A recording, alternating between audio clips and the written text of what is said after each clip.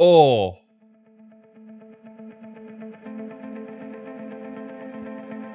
All right. No. Like, I'm not listening to that and not talking about it.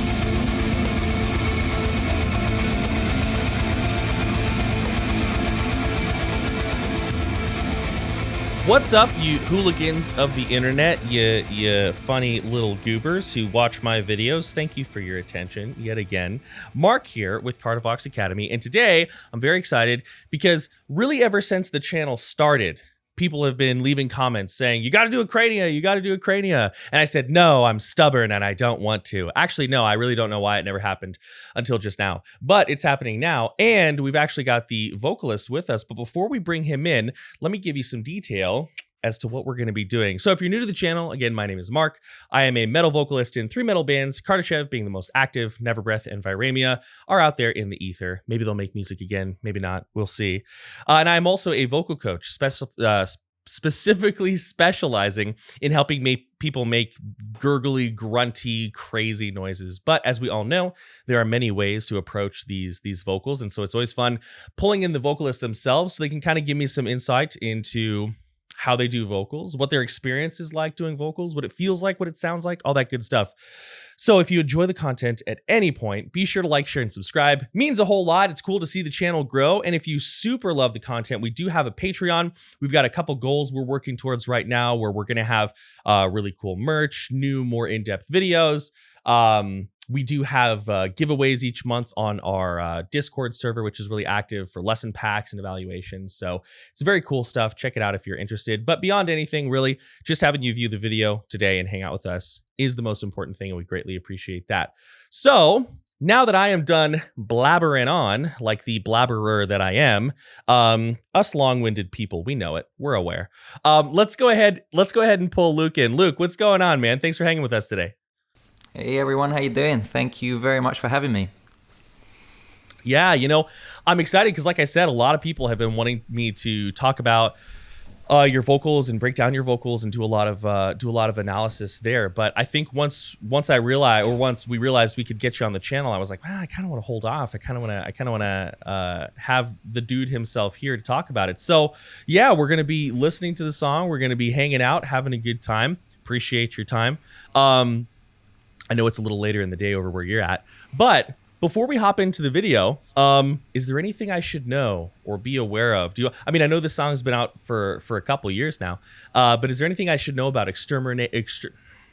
I should learn how to speak English first of all, since that's the only language I know. Any details about this song I should be aware of? I mean, a lot of people just call it Exterminate rather than going for the long old Exterminate The Liberated. But I mean, this song was originally, I started writing this song, I think, when we were writing Totalitarian Dystopia, which is like the main album that kind of got Acrania its attention. But I didn't finish it off until we made this last EP that we did. So I kind of worked on it in 2 stages. And it's kind of based around nations of power selling weapons to nations of lesser power who have more resources, all under the guise of selling them these weapons so that then they can brand those people as terrorists later on, go in and invade that land and take back the weapons and take those resources that they originally sold them the weapons to protect. So that's what the lyrical content of this one is about, basically. Thank goodness the United States has never done that, right? I mean, most. All right. Thank goodness, most nations of power haven't done that. No, that's a thing of fiction. That's a thing of mystery. That's a thing of myth. All right. Well, before we go down that rabbit hole and I lose half of my subscribers, let's go ahead. This isn't what we're here for. So let's go ahead.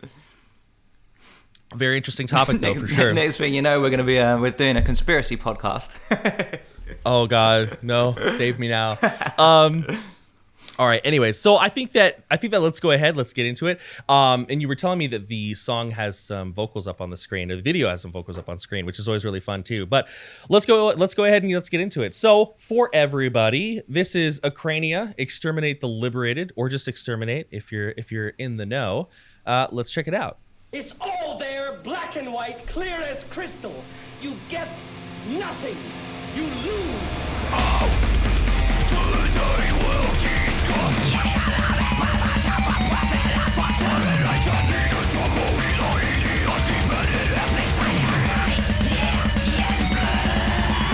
I want the truth. You can't handle the truth.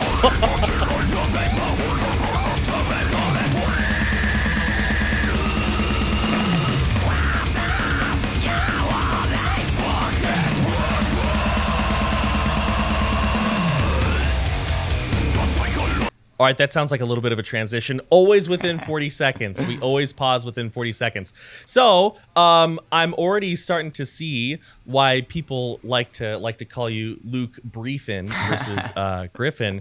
I'm noticing that, you know, as a vocalist, of course, you're well aware how much vowels are important to the vocalization that we do.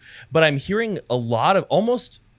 I mean, okay, I didn't like take a tally of all your vowels, but it felt and sounded like the majority of your vowels were kind of up here in the front, e, e. A lot of those type of frontal vowels. Am I hearing that correctly? And if so, what is it about those frontal sounds that you favor, at least, you know, obviously so far in the song, versus these wide open back vowels such as eh? What's your thoughts on that?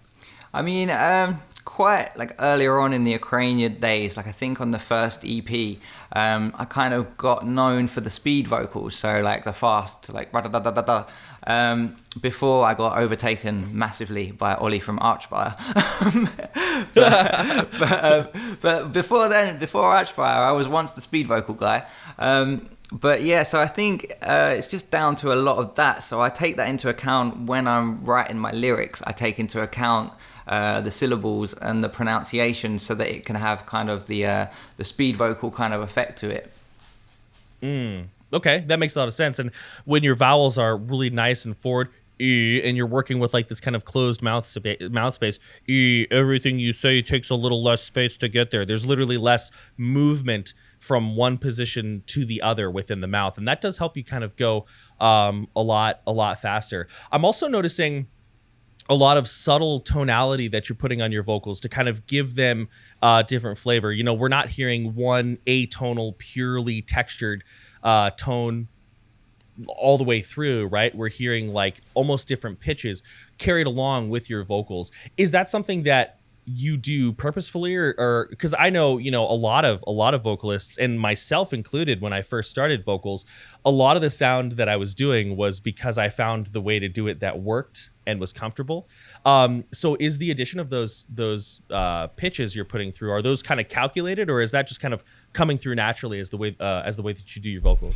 Yeah, well, ever since I started out learning vocals, I kind of like aim to make it my thing to kind of be like the diverse guy. So I kind of try to make my vocals as diverse as possible. And that's why there's a lot of switching between different vocal tones throughout the Acrania tracks. And I guess, I mean, back in the day, I was just a straight deathcore vocalist. And then when I found slam, and I found out, you know, there's a whole load of noises you can make in this kind of music. And that's when we kind of combined deathcore with slam in Acrania. And that opened up a whole load of new tones. Sure. Oh yeah, absolutely. And you know, we still have yet to cover like a really super traditional slam song on the channel, like where it's just like pure like cricket noises until it's flushing. But maybe we should sometime soon. But you're right. You know, I think you kind of touch on a really interesting thing there. Is sometimes I hear like the conversation about metal vocals on the internet happening almost exclusively about deathcore vocals. And deathcore is obviously a really cool place for vocals. It's very acrobatic. There's a lot going on. But like there are like all these different worlds of metal vocals that sometimes I think people are like, if you're not like doing the deathcore meta, are you even a vocalist? And it's like, bro, like there are whole genres out there that don't even care about the deathcore meta, right? Definitely. So yeah, But go ahead. It sounded like you had something to say. I mean, like, you made me think of like people. I've been asked the question before, like, what is the origins of the pig squeal? And a lot of people just say Johnny Davey from Job for a Cowboy, because that was I think, the first time it was ever done in deathcore. So that's the first time a pig squeal was done in deathcore. But I mean, in grindcore and like brutal death metal, pig squeals have been a thing since like the 80s. So I mean, it's definitely a thing, like you say, where people look at the deathcore side of things and don't look out to other vocal styles and other genres, I guess. Yeah, it's what's new to them has been around for quite a while in many situations. But you're combining the two here really interestingly. Let's go back a little bit. Let's keep listening here. Let's go roughly here. I mean, the song is so rapid fire, it's gonna be hard for me to find like clean places to transition. But you know what? Who cares? It's all chaos anyway. Here we go.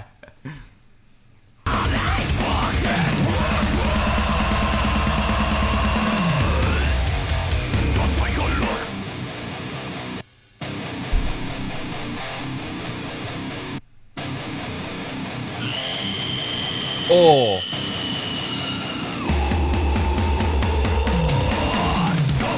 All right.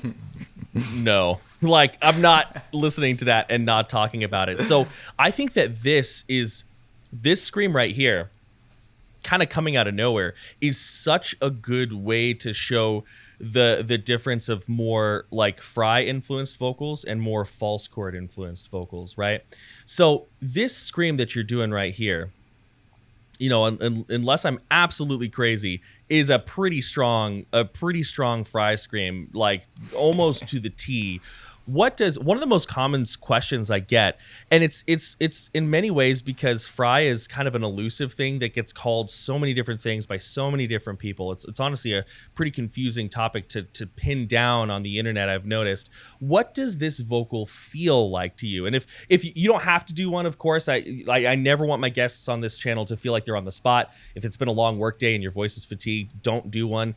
But if you want to do one to kind of see what it feels like, go ahead. But kind of describe in your own words, what does it feel like to generate that distortion?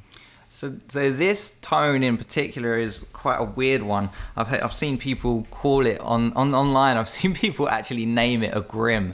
A grim. Apparently, okay. Now that's what they're calling it, a grim.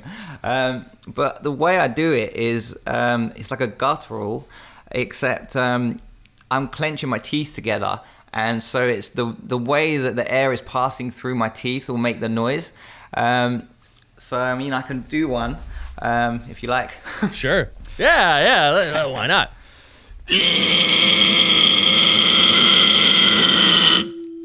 So like that kind of thing. So I'm hearing a pitch under there, almost like a ooh, like that note. Ooh. And then, yeah, I can hear kind of like the air through the teeth almost going. Yeah. Interesting.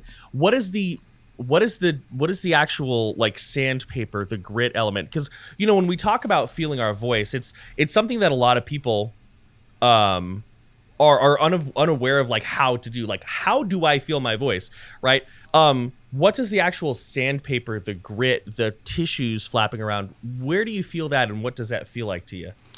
I mean, I guess it. Let me do it again so I can. I mean, I guess it is around. I mean, I watched the Ben Dur video, and I feel like I'm literally pointing at the same place he pointed. But it is around here, I guess. And then this is where the noise would originate, I suppose. But it's the resonation within the mouth that really kind of adds the tone, I'd say. Okay. I pulled up Discord. Point again to where you feel the distortion. So just around here. Oh, and of course. Yeah, okay. Yeah, so in this spot, yeah, that's fascinating. Like, I'll be real, I can do a lot of different vocals. I've never even attempted that before. I don't even know how would you start that sound? Like, let's say you're at the mic, you're in the studio, you're trying to kind of figure out the vocal. So I don't know about you, but oftentimes when I'm in the studio and I'm in front of the microphone, you know, they start recording, and leading up to the section, I'm like, okay, cool. Then I kind of calibrate in, and then I'm ready to just, right? What would it feel like if you were to sort of like creep up on that scream, sort of lean into it? So I would probably go for like a normal guttural sound, like more with the kind of, you know, like the butthole mouth shape, like a Yeah, dude. and then like twist that round. So bring your jaw forward and clench your teeth together. So Yeah, so it's very airflow based. Now, I'm going to play around with it. I ain't going to sound like you. another And thing anybody watching. I've just realized. Oh, go ahead, go ahead, yeah. Another thing I realized that I do when I do it, actually, sorry, I just realized as I was doing it, is I put my tongue like against the top of my teeth like this. So that probably restricts the airflow a bit as well. Yeah. Yeah. So like if I try to, because my gutturals, I do them totally differently. But that's the fun of metal vocals though, I think. You know, what are the rules? Does it sound awesome? And are you safe both now and over time? If the answer to those is yes, like cool. Like right. Definitely. So like if I take like a guttural and I sort of breathe through it a little bit, it's gonna sound way different than you. I kind of want to play around with it. So if I'm here, that's kind of what my guttural tends to be. But if I breathe through it,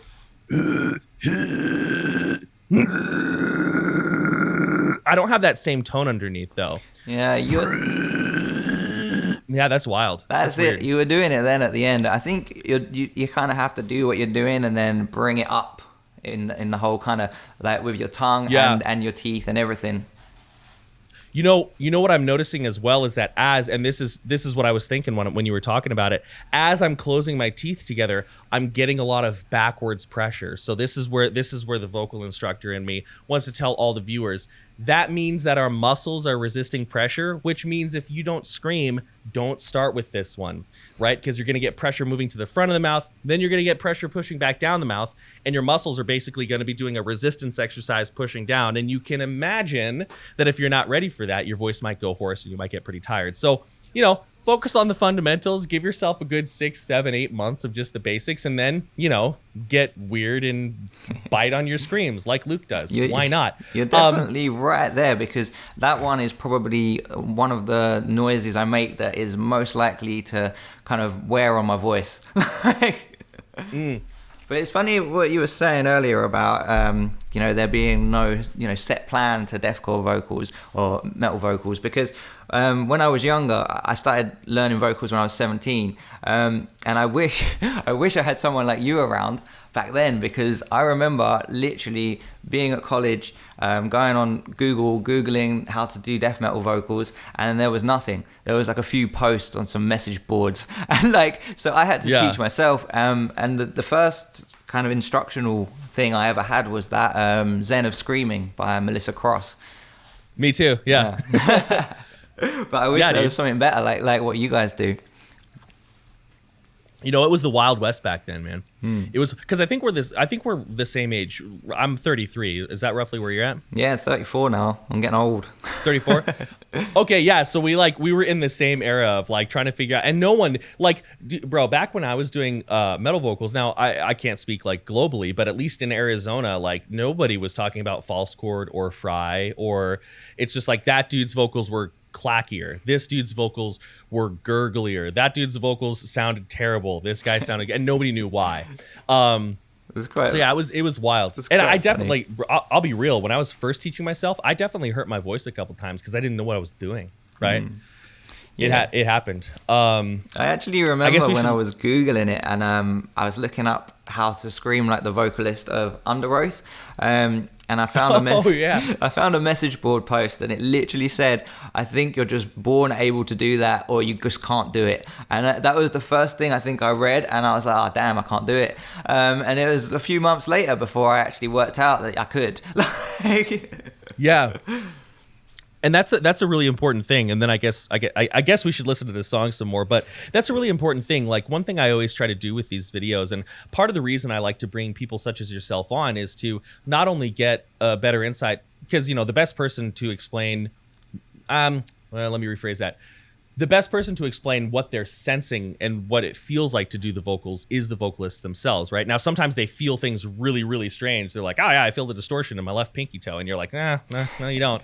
But, you know, it's always good to get like their insight. But another reason I like to pull people such as yourself on is to kind of show people that you weren't able to do this always. And so anybody out there can make really cool vocal noises, you know, assuming you've got vocal anatomy. So it's really cool. It's really cool that you kind of shared that, because I want people to watch these videos and not think to myself, I can't do that. I want them to think, I can't do that yet. You know what I mean? Yeah, that's like 100%. Like, I couldn't scream at all when I first started trying. Like, I couldn't do it. It was definitely a process. So I always say anyone can learn to scream. Like, anyone. Yeah, literally anyone. All right, so let's go. I want to hear that again, so I'm going to go back here. Let's hear that again, and then we'll listen to a decent chunk, because you know, that's what we're here to do, I guess. Here we go. Cool.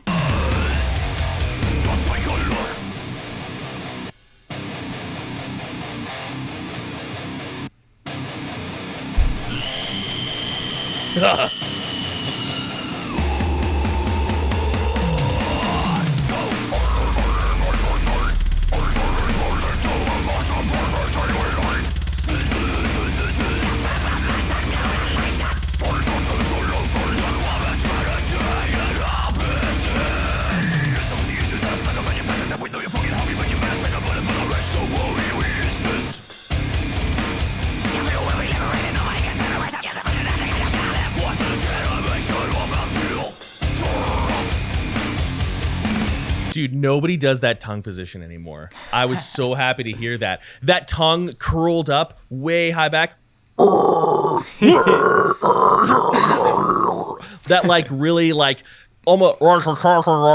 Oh, nobody does that anymore, and I absolutely love it. That sounded so sick too. Also, like, there was some of that rapid fire stuff that you were talking about. So talk to me. I mean, okay, I hear it, and you know, to me that sounds like like that tongue placement. Is that the one you were using, or is this some sort of like I mean, black magic bleepery? I guess this comes down to me kind of teaching myself. I have my own little like words for every like tone that I do. So that one, they're not like proper like vocal names or anything. That one I just call like an inwardy sounding guttural. Because when I first learned vocals, I was doing my pig squeals inwards for only a few months, luckily, before I learned them outwards. Yeah. So that one I call inward sounding guttural. And I think it's like, oh wait. So I think it's very much to do with the air resonating again, I guess. Yeah, you know, one thing I'm learning about your voice is if I could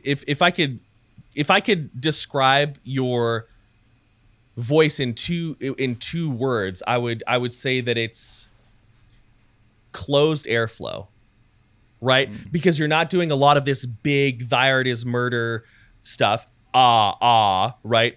Everything you're doing is very like, if I was to talk, it would kind of sound like this. Everything is right here. So it's like kind of small mouth, and it's the thing about it is it works. Obviously, it sounds really cool. This is another area where in metal vocals, it's like we don't have to really worry about rules, because you can't sing like that, you know. Can I just have one moment dance with you? You're gonna get kicked off stage, right? But metal vocals, you can use all these crazy different positions. Now, I want to talk about that fast section again, unless you have any more thoughts about the tongue position and anything like that. I did have a thought, but I'll think about it while you play the video. Oh no! All right, yeah, let's go to that rapid fire section, because it was cool. I don't remember roughly where it was. How about 1 minute even? Why not? That gives us 30 seconds. It's got to be in there somewhere. Oh, this is the end of the... Yeah, this is perfect. People can hear what we're talking about. This is great.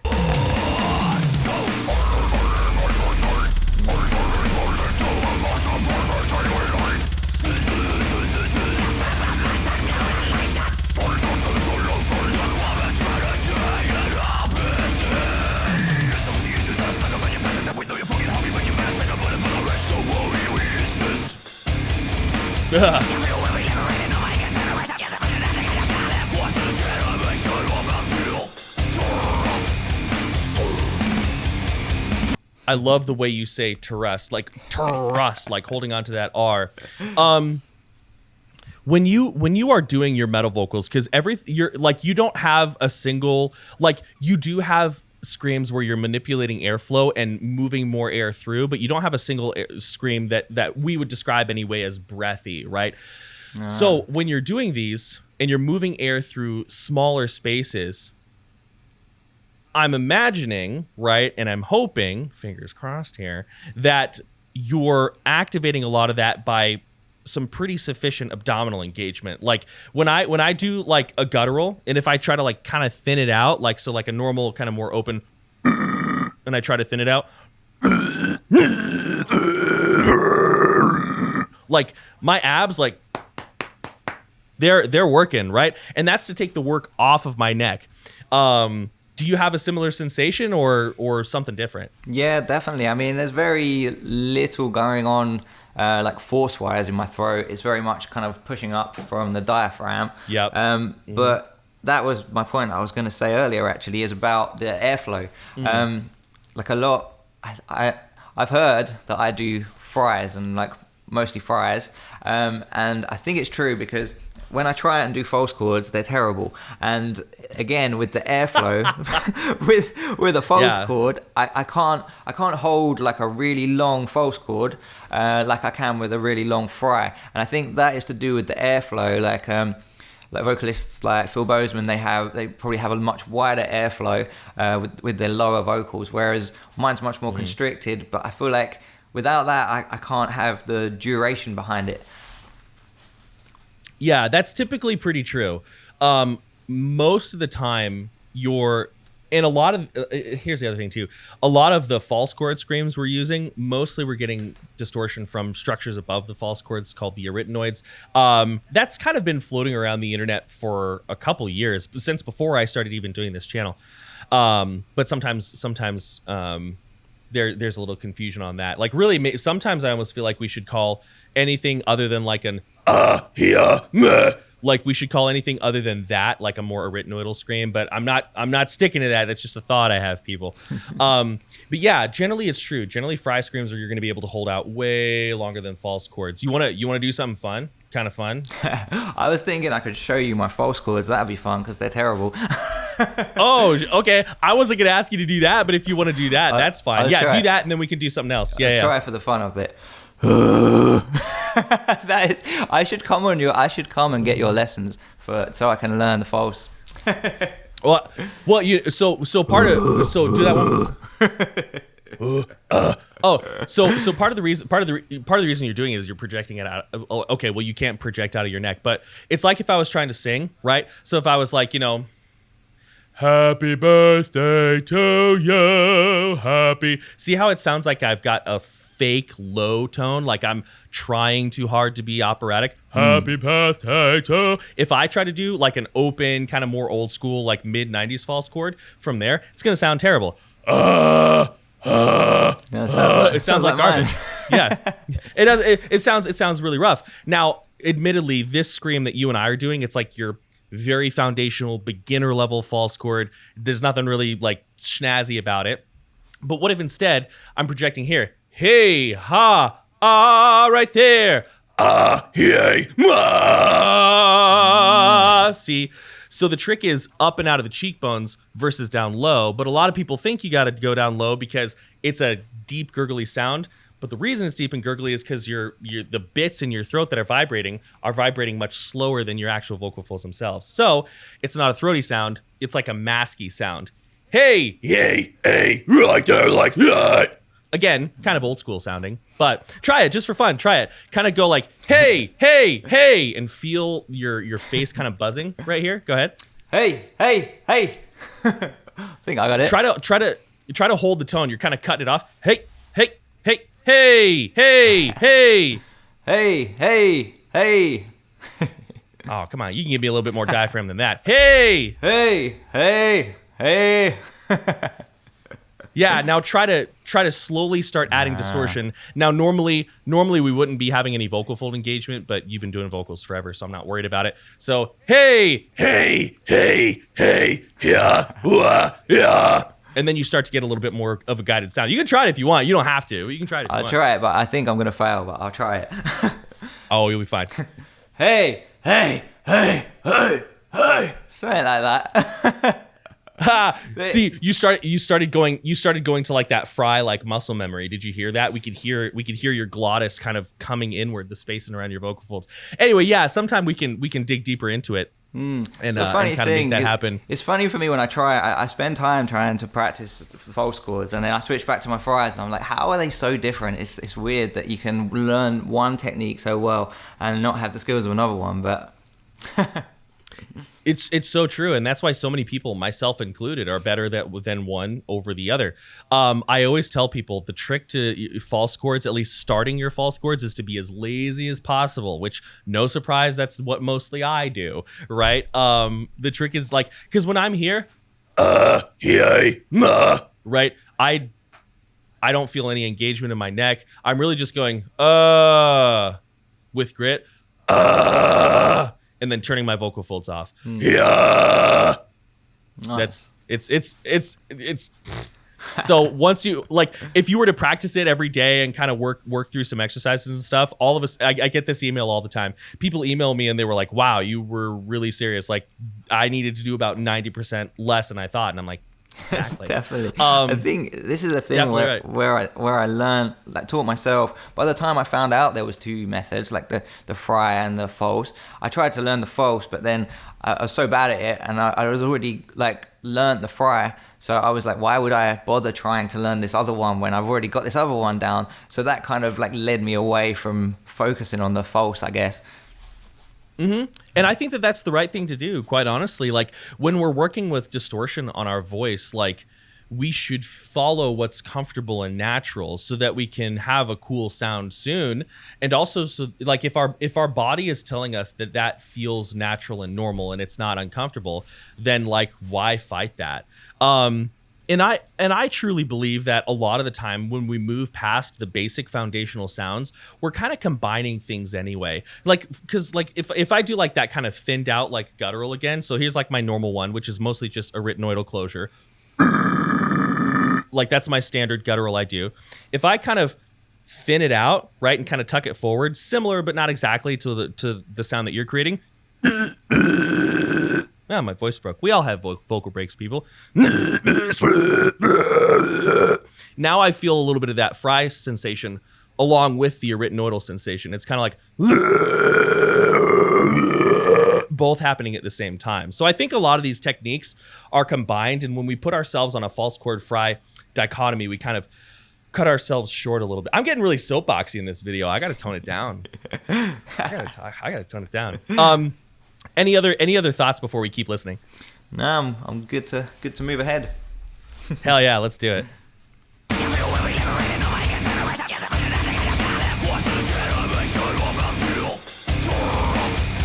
So sick.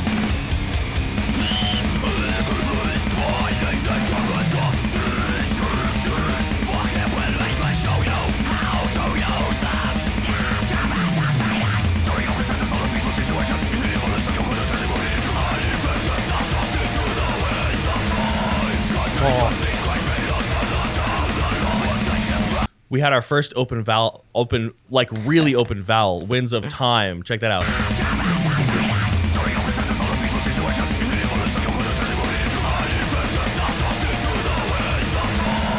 Yeah.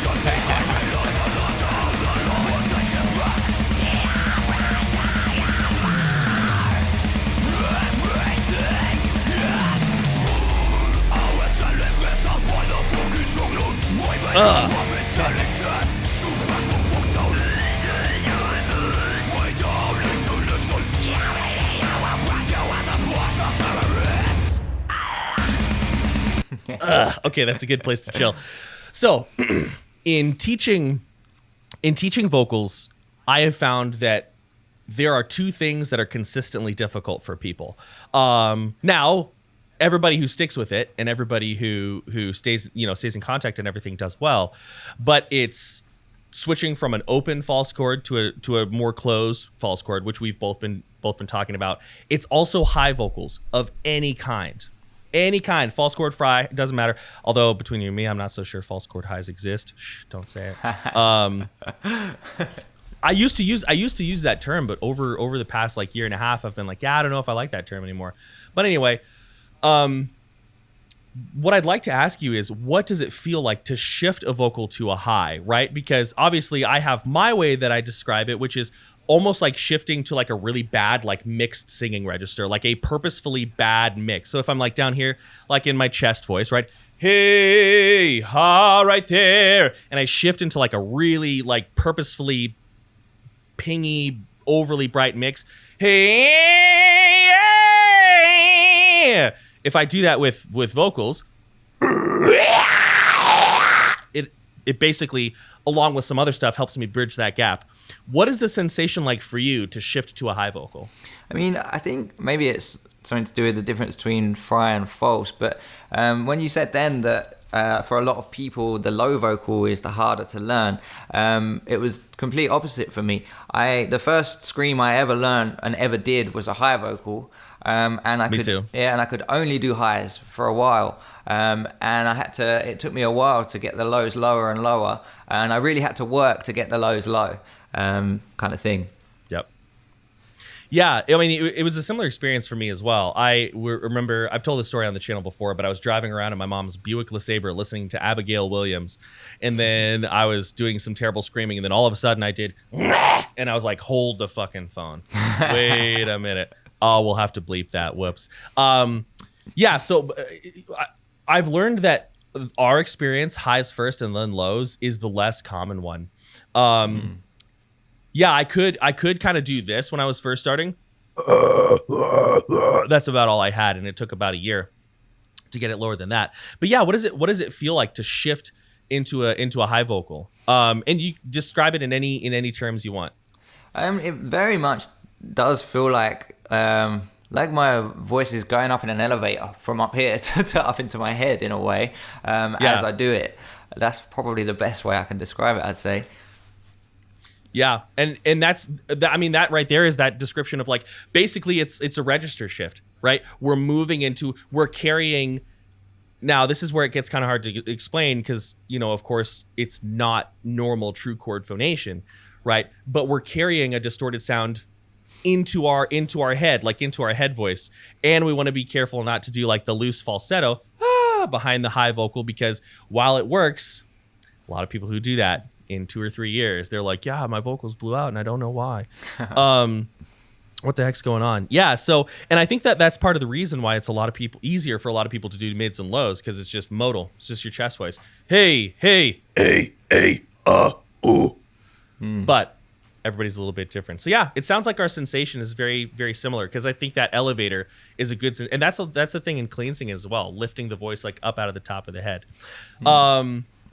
I mean, it's interesting to hear from you that a lot of people learn the lows first. I never knew that. I think maybe it was just to do with what I was learning to scream to.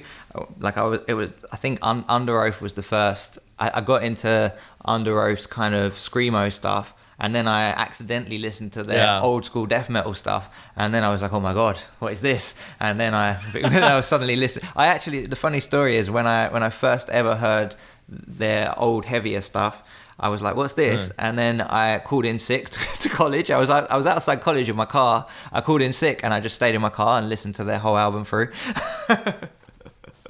Dude.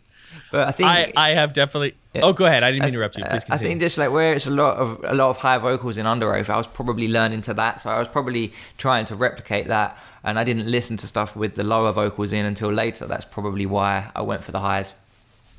Yeah, that makes a lot of sense. It probably does have to do with a lot of what we're listening to. And to be clear, like I've never done a survey or anything like that. It's just kind of my experience in reading things on the internet and talking to students and things like that. That most people seem to start with mids and lows. But yeah, I mean, I was listening to Abigail Williams, and I really liked bands with lots of high vocals. Like I loved All Shall Perish back in the day, and lots of high vocals there. So that makes sense. Anyway, let's keep trucking.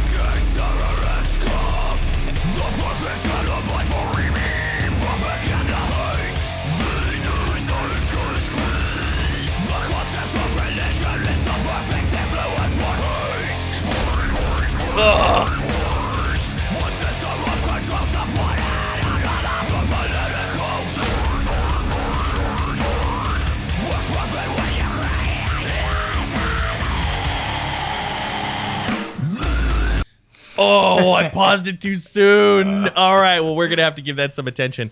So, here's a less technique-based question. Why do you think people, myself included, like the sound of pig squeals? Like, what is it? Because like, if I take like my emotional side out of it, right, and I listen to it purely like objectively, it's a really abrasive sound. It's extremely abrasive. It's kind of like sharp on the ears. It completely sounds out of place oftentimes with the vocals surrounding it. And so like on paper, when I describe it, I'm like, this sounds terrible. But then I hear it and I'm just like, oh, it's just spicy and delicious. So what is it about pig squeals that you think people, well, metal people love so much? I think it's mostly like the inhuman aspect of it. It sounds like so much like a noise a human shouldn't be able to make. And it's also a bit horror movie-esque, I would say, in a way. Yeah. You know, like the typical slasher movie, girl screaming kind of thing. Yeah. So I guess it's like the horrifying aspect and the inhuman aspect as well. I think you're right. I think a lot of like, I mean, I can't really go back and find or ever really know the first person to put like death metal style. A lot of people attribute that to Chuck Schuldiner, of course. Like I can't really know unless there's an interview on it what his motivation was, like why he wanted to sound the way that he did. But I think the inhumanity aspect is a big thing for a lot of people. I think that you're right. That's the thing. That's the reason that I like pig squeals straight up. Like I was on the bus, you know, and I grew up going to a really tiny like little Christian high school, and I had a great time, but like my high school years were great, but I mean, you can understand I probably was not exposed to a lot of the same music that other people were. And so I was like on the bus, and my sister's boyfriend had burned Job for a Cowboy's Doom EP, and I was listening to it, and Entombment of a Machine, I heard that first pig squeal, and I remember just being like disgusted, but in such a curious way. I was like, that sucks, and I'm gonna listen to it a lot. And then I kind of fell in love with it. And I think, that's what allured me. The fact that it didn't sound like a human should do that, but they were doing it. And it was wild, you know? Yeah, definitely. I mean, that's what amazes me nowadays with a lot of the newer vocalists that are coming out. Just keep on blowing my mind. Like, I swear, deathcore vocals just keep progressing, and they keep on getting more and more inhumane sounding. So I think the latest one to blow my mind is Will from Lorna Shore. I think he's just stepped up the game another level, and he's got some inhuman sounds going on as well. Yeah, you know, he's doing a killer job. I mean, I'm not sure if there's any metal vocalist out there that doesn't like the way that he sounds, because he sounds amazing.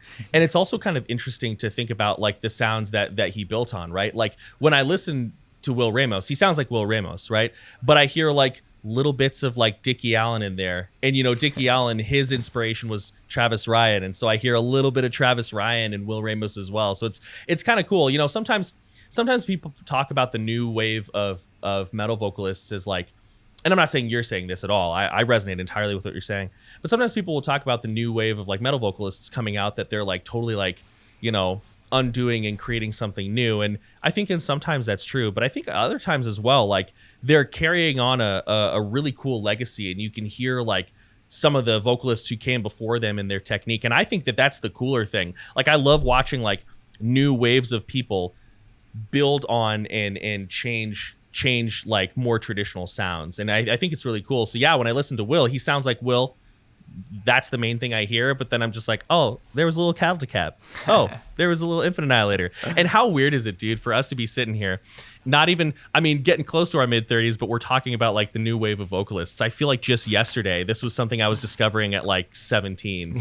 But definitely, it's getting crazy, and it's funny you say that about hearing other vocalists in a vocalist, because I feel like my vocals do sound like a mixture of the people who were my influences while I was learning to scream, which is like Mitch Lucker, Johnny Davey, Job for a Cowboy, Eddie, All Shall Perish. And if you listen to my vocals, they are kind of a mix of those three vocalists.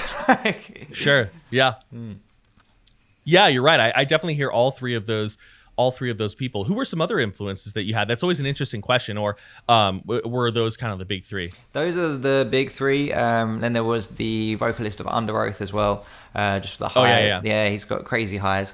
But I mean, you have to listen to their old school stuff because they went for the emo vibes. But that's another thing. I feel like I had a funny avenue into music, because I went from like my dad showing me Nirvana and like, you know, old school rock like Aerosmith and things, and then I got into kind of like Slipknot and Korn, but then I went off route and went down kind of like a screamo vibe route before I found like metal, like death metal and heavy metal. So I definitely took a weird wind road.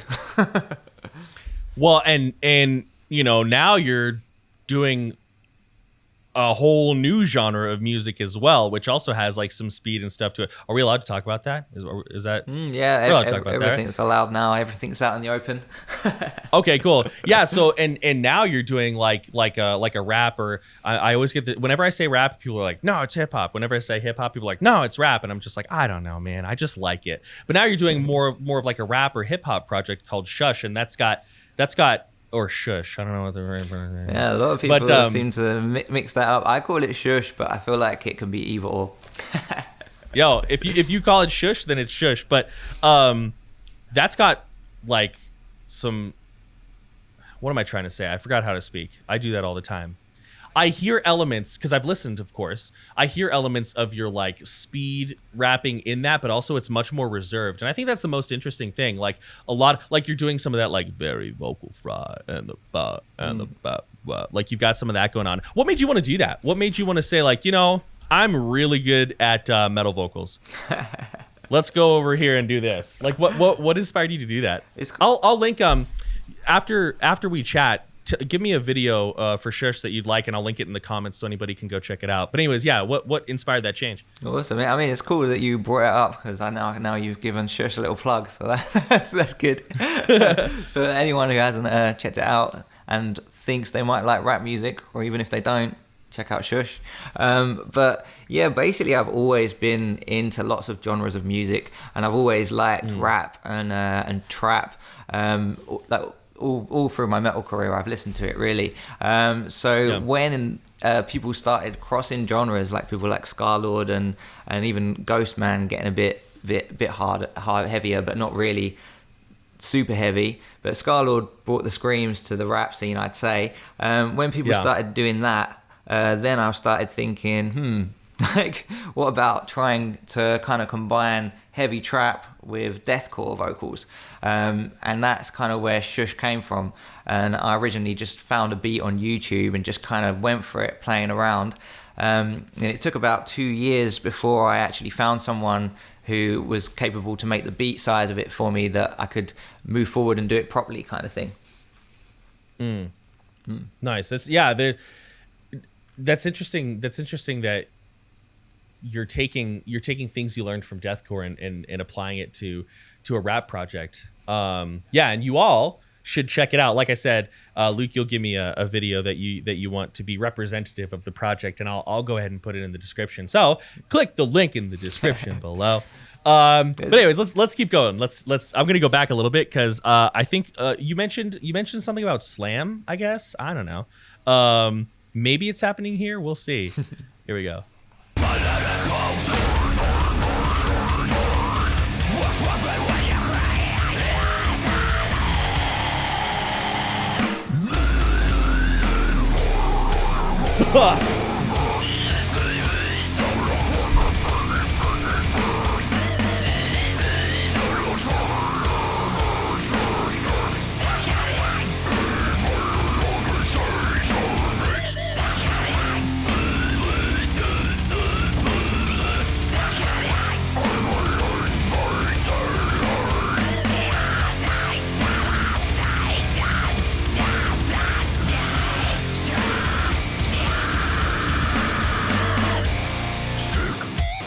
Question for you, random question. Now, I don't know a whole lot about guitars, so I'm not going to pretend I do, and we'll talk vocals here in a second. Do you know what tuning the guitars were in? I'm like you. I don't know anything about guitars. Yeah, because one thing I thought was kind of cool about that section is, to me, now if you're a guitarist and you're watching this video, feel free to correct me. Feel free to correct me on this, because, like, listen, I can play like 2 things on guitar and that's it. I am no guitarist, so all I can rely on is my ear.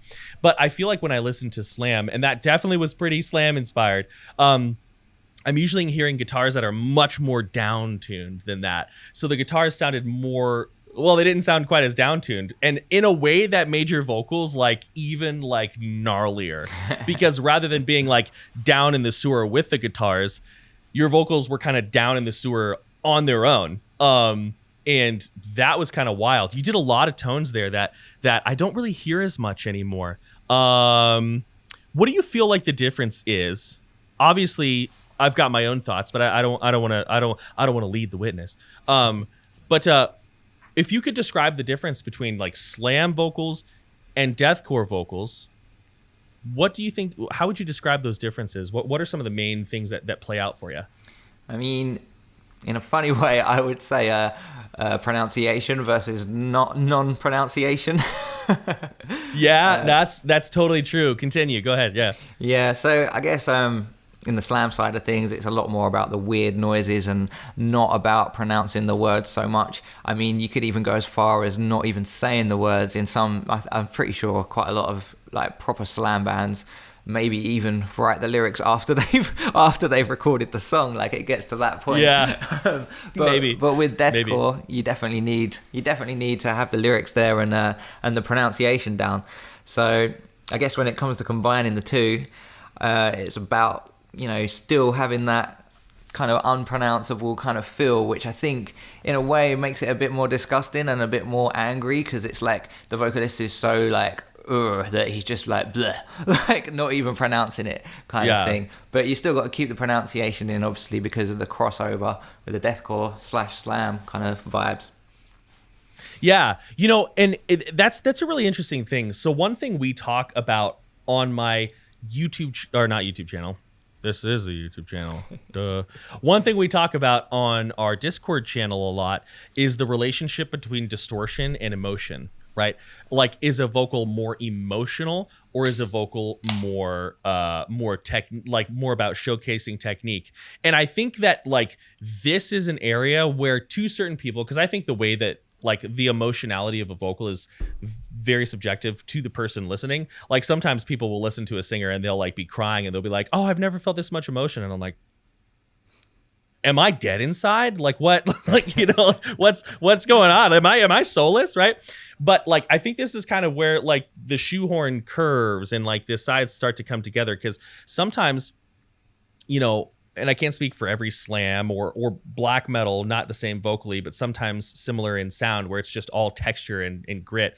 Sometimes I think that it's so much less about words and so much about just portraying either emotion or a concept, like filth, disgust, decay, rot, agony, like putrescence, like these things. So it's almost like people are like, well, I can't understand the words. And it's like, it's not about the words, it's about the visceral nature of feeling disgusted.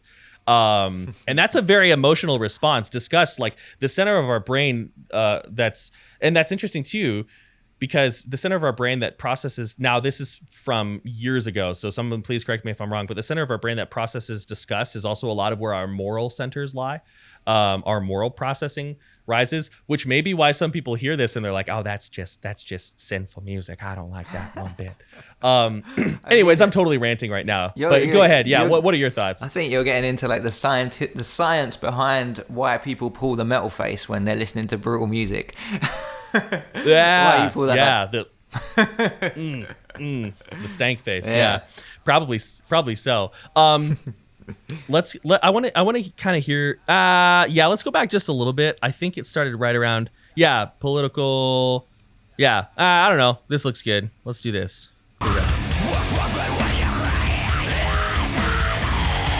Yeah, right here.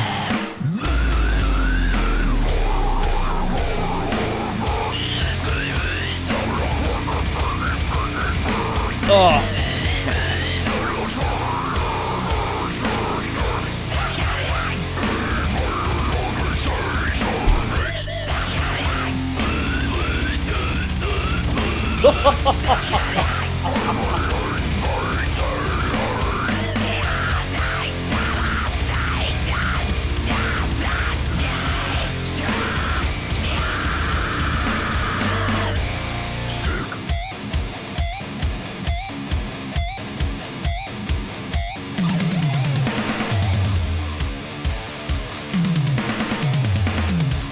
All right, everybody in the crowd, I want you to mess it up.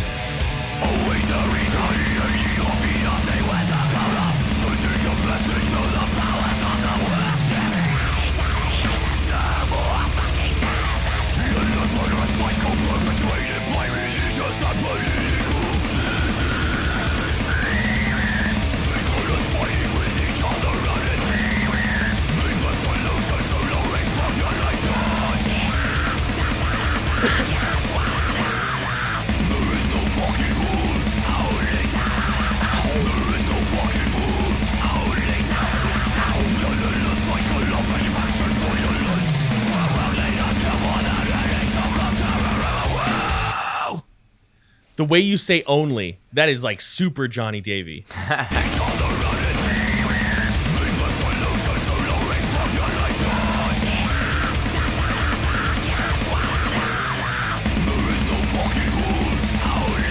Yeah. Yeah, like, oh, that's one of those moments, right? Where this is you, your unique voice. You like, I'm not at all saying like you sound, oh, you just sound like you're copying John. Not at all. But I hear that like echo of like, you know, 2006, 2007, where we're all just like, you know, dum dum dum dum dum dum dum dum, you know what I'm talking about? Yeah. Like I just hear it in my head. So yeah, I mean, MySpace era. Oh yeah, hold on. Back when we were all taking back when we were all taking pictures up here, like phone up, you know, look to the side, head down, look up at the. Oh yeah, we were all so dramatic. Dude. I feel like it should be. It's almost a genre. Like MySpace deathcore should be a genre. I feel like. Almost, dude. Almost. Like, dude, if it wasn't for MySpace, like, who knows where metal would be right now? And that's like a weird thing to say. But yeah, so I mean, I feel like I've kind of touched on all the things that I mean, obviously, if you know, I didn't have lessons coming up this afternoon, and you had an infinite amount of free time, we could probably talk for another 6 hours. But I feel like I've kind of said most of the main takeaways I have from here. Awesome. Ugh. You know, and maybe I disproved my own thesis because I'm like, it's all about feeling disgust, and then I'm like just sitting here reveling in it. But yeah, any other thoughts? I mean, this is such a cool song. Any other things you want to point out about your approach to vocals, the way that you create the sound, your sort of philosophy of the whole thing, or you know, if you have a philosophy, maybe you don't. I don't really, but yeah, what are your thoughts? I mean, I guess I have to I probably should mention the squeal because everyone wants to know about the squeal. Yes, yes, let's do that. We almost missed, or did we intentionally save it, or did I strategically save it for the end to try to get that watch time higher? I don't know. Yeah, go ahead and tell us about that. So I don't know. So the squeal, I originally learnt it inwards, but I don't think I can do it inwards anymore. But then I kind of just learnt to replicate it outwards, and I think it's very much the same principle as when you whistle, like, because it's all about the constricted airflow.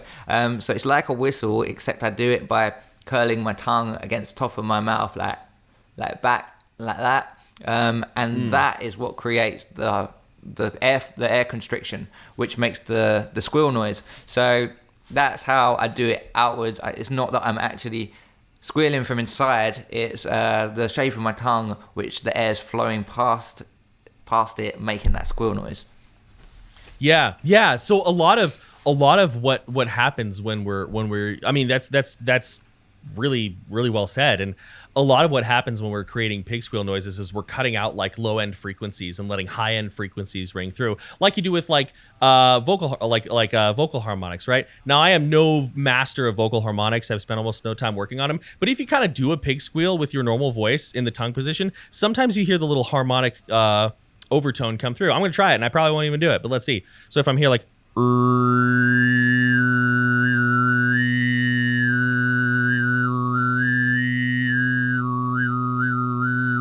you can hear it a little bit right there. I'm not very good at it. But like isolating that whistly like harmonic tone over the top of it is essentially what you're hearing there. And you're very good at that. You probably could get really solid at like overtone singing, where you see those people like, and they're in the robes and they're just like, I was gonna say like the throat singing. Yeah. And over that they're singing like, somewhere over the rainbow or something, but it's like in these crazy like high harmonics. Yeah, you'd probably be pretty good at that. So yeah, it's interesting. A lot of people, you're right. They do think that it's you're actually saying wee, but not so much. Yeah. No, I mean, there's kind of like two ways I do it. There's like the oi kind of like oi, yeah. oi. But then that's like with an O-shaped mouth. But then there's the more bree kind of one where I stick my jaw out and curl my tongue back.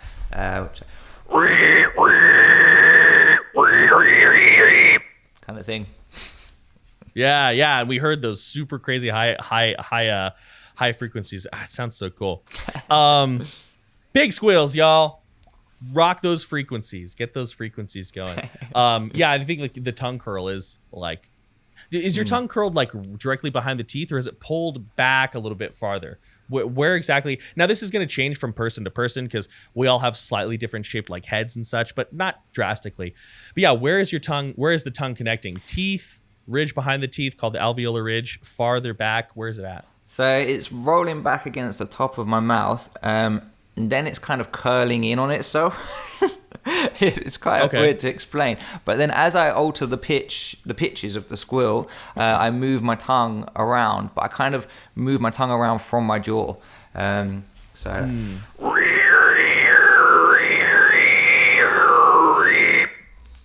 so it's the moving around of the jaw that then moves the tongue. Interesting. Never thought about that, but yeah, that does it. See, I learned something today too. Hell yeah. Fascinating. Well, yeah, you know what? I'm going to practice that. Right after this video, I'm going to be sitting in my office practicing my pig squeals, and then I'll get a call from one of my students, and they'll be like, "You sound terrible," and I'll be like, "I'm sorry." I'll go practice my false chords at the same time. Hell yeah, dude. Hell yeah. We'll trade false chords for pig squeals. It's a deal. Anything else you want to mention? Anything you want to plug? We already talked about Shush, but you can obviously plug it again. Any other projects you're working on? Anything you want to mention before we go ahead and wrap it up? Yeah, I just dropped the first single from an upcoming EP from a band called Scribe of Existence, which is kind of like Acrania meets Born of Osiris kind of vibes. Like hashtag keys and breeze. Hashtag keys and breeze. Perfect. I love it. Cool. Well, check that out. Check out Shush. Anything else you want to plug? No, that's all. Shush, Scribe, Acrania, and Human Error, of course. Still have Human Error going in the background. So there's definitely going to be something coming from that. It's just taking a while. Perfect. Hell yeah. Well, I'm excited. I think we're all excited. Luke, thank you so much for being on with me. This was definitely a very lively conversation that I think people are going to like. Hopefully I don't ruffle any feathers with my soapbox, but it could happen. But yeah, it was great talking with you. I greatly appreciate you. And to all of you watching out in YouTube land, as always, many thanks. Much love. I'm out.